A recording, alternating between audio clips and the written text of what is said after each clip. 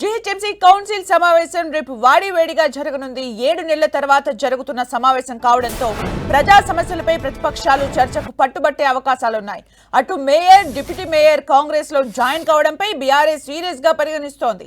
ఇటీవల మాజీ మంత్రి తలసాని ఇంట్లో సమావేశమైన గ్రేటర్ ప్రజా ప్రతినిధులు వివిధ అంశాలపై చర్చించారు. ప్రజా సమస్యలు పరిష్కరించాలని కౌన్సిల్లో చర్చకు పట్టుబట్టే అవకాశం ఉంది. మరోవైపు బడ్జెట్ కేటాయింపులు, ప్రభుత్వం నుంచి వచ్చే నిధులపై బీజేపీ కార్పొరేటర్లు ఫోకస్ చేయనున్నారు.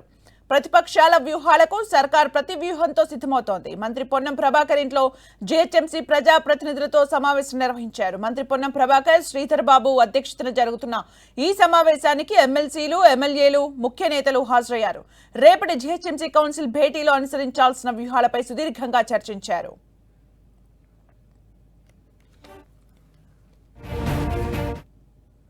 మరిన్ని అప్డేట్స్ మా ప్రతినిధి రాముడు అందిస్తారు. రాముడు.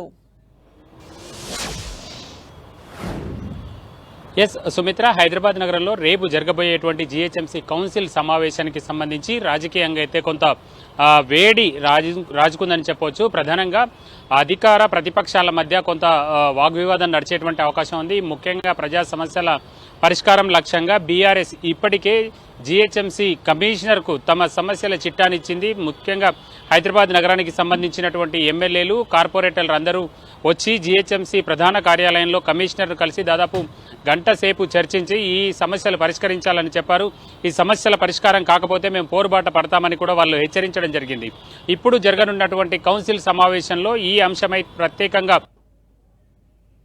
అవకాశం ఉంది. అంతేకాకుండా జీహెచ్ఎంసీలో బీఆర్ఎస్ కు సంబంధించినటువంటి మేయర్, డిప్యూటీ మేయర్లు కాంగ్రెస్ పక్షాన చేరడం, అదేవిధంగా నగరంలో సమస్యలు అదే విధంగా ఉండడం కారణంగా ఈ అంశాన్ని ఒక అంశంగా వాళ్ళు తీసుకొని, ఒక ఆయుధంగా తీసుకొని రేపు విమర్శలు గుప్పించేటువంటి అవకాశం ఉంది. నేరుగా ఇద్దరు బీఆర్ఎస్ కు సంబంధించినటువంటి నేతలు కాంగ్రెస్ లో జాయిన్ అయినప్పటికీ ఇక్కడ ఎలాంటి సమస్యలు పరిష్కారం కాలేదు అన్నటువంటి అంశాలను మాత్రం వాళ్ళు ఫోకస్ చేసేటువంటి అవకాశం ఉంది.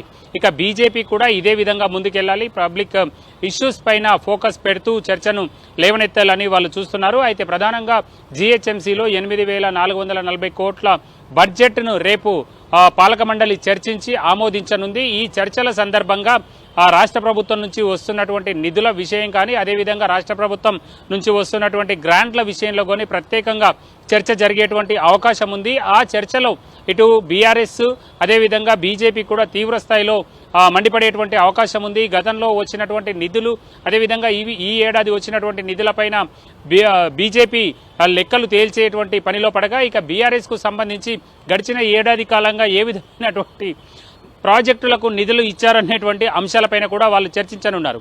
ఇక ఈ రెండు అంశాలను కూడా వాళ్ళ నుంచి, ప్రభుత్వం సైడ్ నుంచి ఎదుర్కొనేందుకు, అదేవిధంగా ప్రభుత్వం ఏ అంశాల్లో నిధులు కేటాయించింది, ఏ ప్రాజెక్టులను మంజూరు చేసింది అనేటువంటి అంశాలను ధీటుగా అక్కడ కౌన్సిల్లో సమాధానం చెప్పే విధంగా కాంగ్రెస్ కు సంబంధించినటువంటి కార్పొరేటర్లతో పాటు కాంగ్రెస్ ఎక్స్ అఫీషియో సభ్యులుగా ఉన్నటువంటి ఎమ్మెల్సీలు కానీ, అదేవిధంగా ఎమ్మెల్సీలు, అదేవిధంగా ఎంపీలు వీళ్ళందరూ కూడా సభకు హాజరై మాట్లాడనున్నారు. ప్రధానంగా సిటీలో ఉండేటువంటి ఇప్పటికే ప్రభుత్వం ఏ ప్రాజెక్టులకు నిధులు కేటాయించింది, ఏ అంశాల్లో చర్యలు తీసుకుంటుంది, అభివృద్ధి కోసం చేస్తున్నటువంటి పనులపైన అయితే వాళ్ళు ఒక కౌన్సిల్ కు కొన్ని విషయాలు చెప్పేటువంటి అవకాశం ఉంది. ఈ విధంగా సభలో అయితే కొంత వాడివేడిగా చర్చ జరిగేటువంటి అవకాశం ఉంది. ఏ పార్టీలకు ఆ పార్టీలు శిబిరాలుగా ఏర్పాటు చేసుకొని వాళ్ళు చర్చించుకుంటున్నారు. చూడాలి రేపు ఉదయం 11 గంటలకు స్టార్ట్ అయ్యేటువంటి సమావేశం ఏ విధంగా ముగుస్తుంది అనేది మాత్రం ఒక హాట్ టాపిక్ గా మిగలనుంది. థ్యాంక్ యూ రాముడు ఫర్ ద అప్డేట్స్.